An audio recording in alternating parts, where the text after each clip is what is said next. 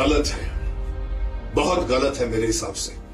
Lockdown period में EMI और school fees charge करना मेरे हिसाब से वो एक अच्छा मैं कहूंगा अच्छा मानवीय कदम नहीं है। मैं ह्यूमन सेंटिमेंट्स के हिसाब से बात करना चाहता हूं, कोई लीगल बात नहीं करना चाहता। मुझे लगता है कि देखिए, जब से लॉकडाउन हुआ था तो उस वक्त कौन कौन इफेक्टेड हुआ था?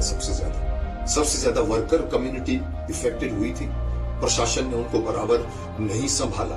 किसी ने दूर अंदेशी में दूर जाकर नहीं सोचा कि अगर हम लॉकडाउन कर देंगे, ये वर्कर जिसको 100 रुपए रोज मिलता है या 800 रुपए रोज मिलता है, उसके ऊपर उसकी जिंदगी चलती है, वो कहां से आएगी? या तो आप उसको प्रोवाइड कराते हैं, नहीं प्रोवाइड किया, तड़प गए वो लोग, भड़क गए वो लोग, आ गए बाजार में, बस पकड़ने को आ गए, 1000 लोग आ गए। तो वो गलती हुई थी, हो गई है, उसके ऊपर जो कुछ नुकसान हुआ वो भी हो चुका है। लोग चले भी गए हैं, ये भी नुकसान है। कल जरूरत पड़ेगी यहां पर तो कब वापस आएंगे वो लोग? सो किसी ने नहीं सोचा। अब ये दो चीजें जो मैं उठाना चाहता हूं, शायद कोई इसको लीगली राइट या रॉन्ग नहीं बोलेगा, लेकिन मैं ये बोलना चाहता हूं कि प्रशासन का कर्तव्य क्या होता है। जब आप कोई भी चीज पास करते, कोई भी रूल पास करते, तो आपको सोचना चाहिए कि इसका क्या इफेक्ट होगा, आफ्टरवर्ड्स इसका क्या इफेक्ट होगा।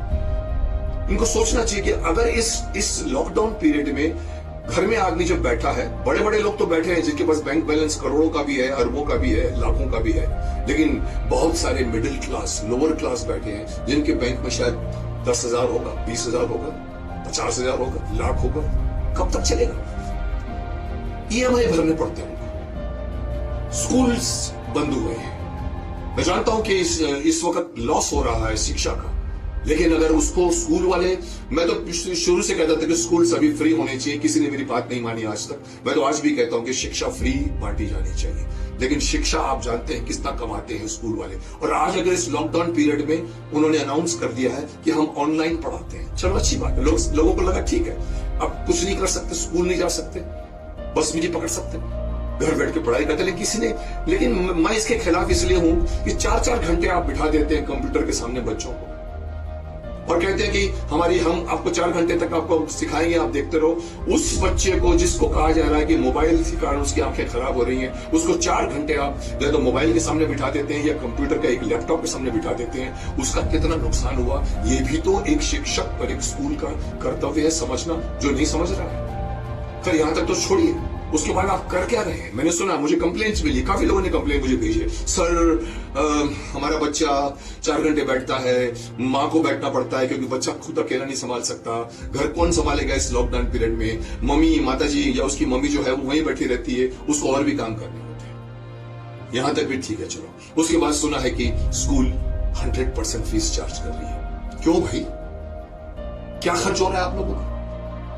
आप लोगों को क्या इतनी संवेदना नहीं है अपने विद्यार्थियों के लिए या उनके घर वालों के लिए? वो इसमें ऐसे भी कई घर हैं जो अगेन कमाई नहीं कर रहे हैं। सरकार के इस निर्णय पर कि आप कंप्लीट लॉकडाउन में घर में रहिए, 1 महीना, 2 महीना, 3 महीना, कमाई नहीं है, सब कमाई बंद हो गई उनकी, उनको तनख्वाह नहीं मिल रही अगर वो एक से कर रहे हैं तो काम, तो वो कहां दे पाएंगे आपको स्कूल की फीस?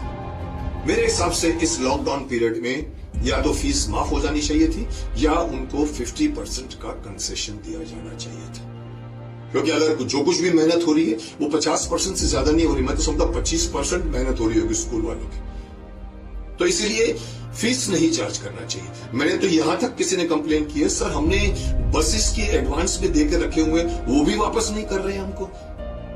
इस वक्त क्या है दिक्कत? लॉकडाउन में बैठे सभी लोगों की सबसे बड़ी दिक्कत पैसा है। पैसे की जरूरत हर जगह पड़ती है। किसी घर में बीमार माता पिता हैं, किसी के घर में बीमार बैठा हुआ, उसकी दवाई तो बंद नहीं कर सकते। कमाई बंद हो गई लेकिन दवाई बंद नहीं। राशन तो लाना पड़ेगा, रहना है, खर्च तो करना पड़ेगा, खर्च के लिए पैसे नहीं आ रहे, कमाई हो नहीं रही है। तो ऐसे में मैं समझता हूं सरकार को मैं कहूंगा, प्रशासन को कहूंगा कि आगे बढ़िए और आप अभी इन सभी लोगों को जिनको आपने लॉकडाउन में डाला है, वो लोग खुद नहीं गए हैं।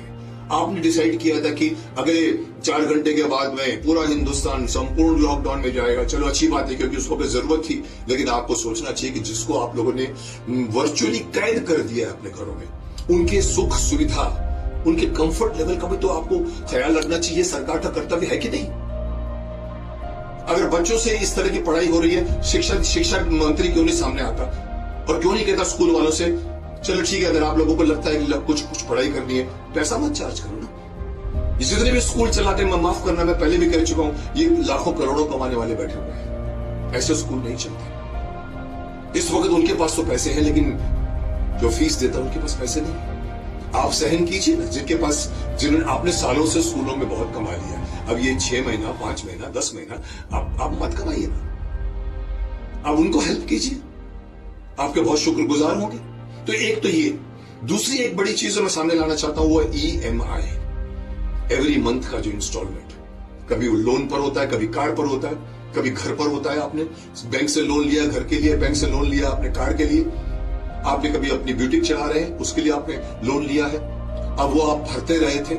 हमारे एक्टर फॉर एग्जांपल शूटिंग करते थे, मिलती है उन लोगों को पर एपिसोड इनकम या पर महीने की इनकम, वो उससे गाड़ी खरीद लेते हैं जिसमें इंस्टॉलमेंट भरना पड़ता है, उनको EMI भरनी पड़ती है। अब सडनली मालूम पड़ा कि आप बंद हो गए, आपके पास पैसे नहीं आ रहे, लेकिन आपको EMI भरना है। आपको बताया इसमें एक जिसको मैं जानता हूं शख्स, उसने खुदकुशी कर ली है।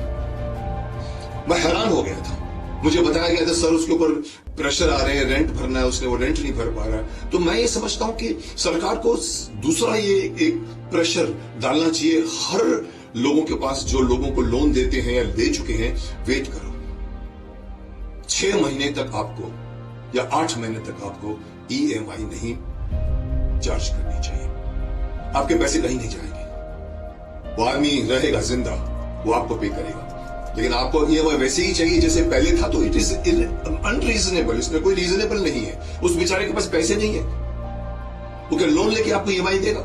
लोन तो पहले भी आपसे ले चुके। इसलिए मैं कहता हूं कि ये EMI, इसका जो खर्चा है, इसका जो वजन है, इसका जो बर्डन है, वो सरकार को जबरदस्ती। आइए, सरकार जब 4 घंटे के अंदर पूरे हिंदुस्तान को लॉकडाउन कर सकती है, तो क्या इन लोगों को नहीं कह सकती कि आप लोग रुक जाइए, कोई चार्ज मत कीजिए?